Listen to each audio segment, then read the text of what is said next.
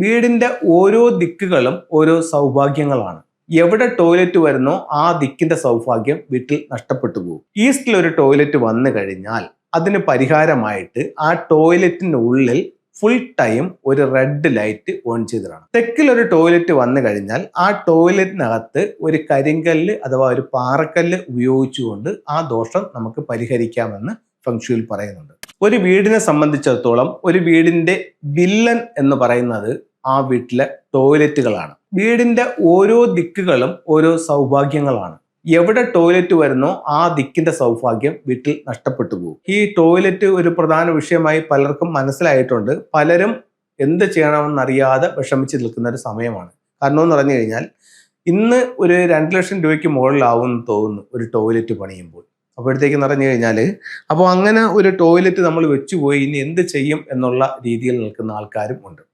അപ്പം ഒരു 3-4 ദിക്കിൽ ടോയ്ലറ്റ് വന്നാൽ ചെയ്യാവുന്ന, പൊളിച്ചു മാറ്റാതെ ചെയ്യാവുന്ന ഫെങ്ഷുയുടെ പരിഹാരങ്ങളാണ് ഇന്ന് നിങ്ങളുമായിട്ട് ഞാൻ ഷെയർ ചെയ്യുന്നത്.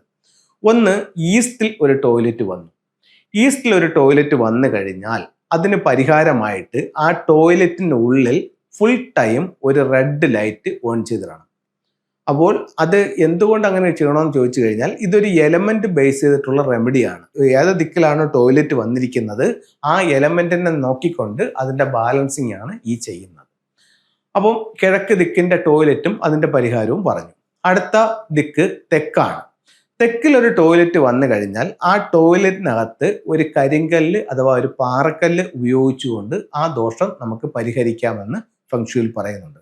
അപ്പോൾ കുറച്ച് വലിയൊരു പാറക്കല്ലെടുത്ത്, ഇപ്പം നമുക്ക് ടൈല് കടകളിലൊക്കെ ഇത് വാങ്ങിക്കാൻ കിട്ടും, അത്തരത്തിലുള്ള പാറക്കല്ലെടുത്ത് ആ ടോയ്ലറ്റിന്റെ ഉള്ളിൽ സൂക്ഷിക്കുക. ടോയ്ലറ്റിന്റെ ഉള്ളിലാണ് സൂക്ഷിക്കേണ്ടത്. അതേപോലെ തന്നെ റെഡ് ലൈറ്റ് ഇടേണ്ടത് കിഴക്ക് ടോയ്ലറ്റിന്റെ ഉള്ളിലാണ്. വീടിന്റെ പുറത്ത് കിഴക്കിലെ റെഡ് ലൈറ്റ് ഇട്ടാൽ വീട്ടിൽ കടുത്ത ആരോഗ്യ പ്രശ്നങ്ങൾ ഉണ്ടാവും.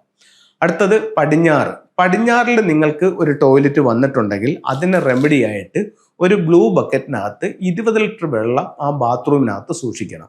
ഈ വെള്ളം ബാത്റൂമിന്റെ ആവശ്യത്തിനായിട്ട് എടുക്കാൻ പാടില്ല. 3 ദിവസങ്ങൾ കൂടുമ്പോൾ ഈ വെള്ളം ചരിച്ചു കളഞ്ഞിട്ട് വീണ്ടും പുതിയ വെള്ളം വയ്ക്കാം.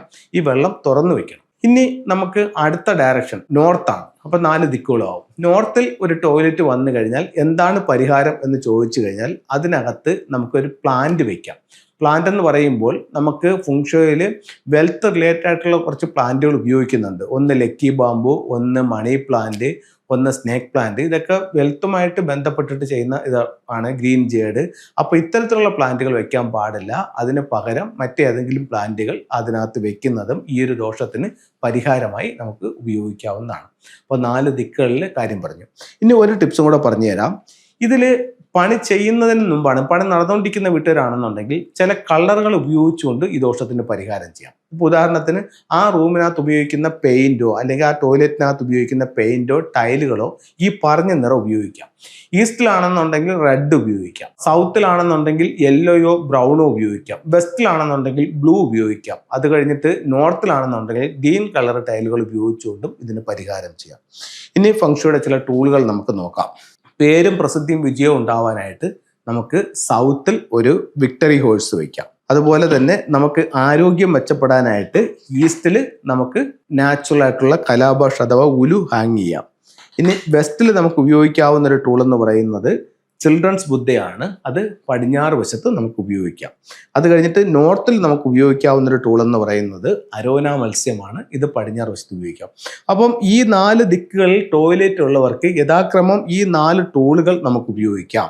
അതുപോലെ തന്നെ പടിഞ്ഞാറ് നമുക്ക് വേണമെങ്കിൽ ഒരു 6 റോഡ് വിൻഡ് ചെയിമും ഇടാം. ഇനി 4 ദിക്കുകളെ സംരക്ഷിക്കുന്നതായിട്ട് 4 അനിമൽസ് ഉണ്ട്. സൗത്തിൽ ഫീനിക്സ് ബേർഡ് വയ്ക്കാം, നോർത്തിൽ നമുക്ക് ടോർട്ടോയ്സ് വയ്ക്കാം, വെസ്റ്റിൽ വൈറ്റ് ടൈഗർ വയ്ക്കാം, ഈസ്റ്റിൽ ഗ്രീൻ ഡ്രാഗൺ വയ്ക്കാം. അപ്പോൾ ഇതുപോലെ 4 ഡയറക്ഷൻസിലായിട്ട് നിങ്ങൾക്ക് ഉപയോഗിക്കാവുന്നതാണ്. അപ്പോൾ എല്ലാവർക്കും എല്ലാ ഐശ്വര്യങ്ങളും ഉണ്ടാവട്ടെ എന്ന് പ്രാർത്ഥിച്ചുകൊണ്ട് നിർത്തുന്നു. നന്ദി, നമസ്കാരം.